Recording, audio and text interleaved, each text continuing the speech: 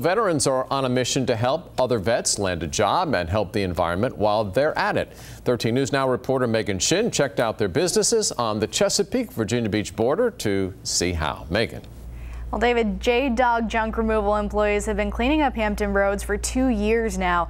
During that time, 24 veterans have found a job working for the business, and owners say the work has made a difference in the community and military families' lives. It's no secret.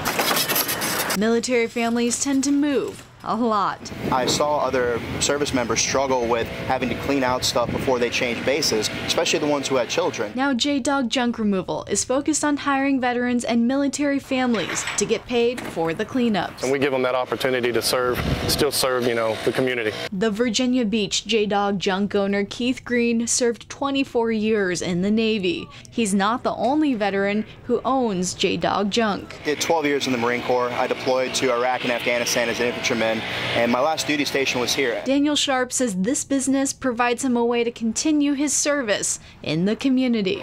And it also gives them the opportunity to engage with that brothership and that camaraderie that you feel like you miss when you get out of the military. You got it? Yep.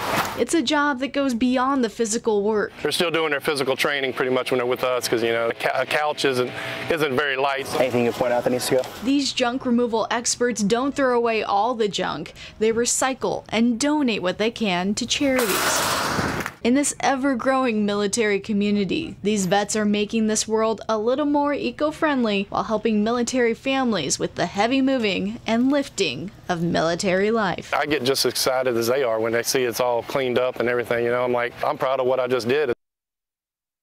And J-Dog Junk Removal owners say they're still hiring vets. For more information on J-Dog Junk Removal, go to our website 13newsnow.com. In the studio, Megan Shin, 13 News Now.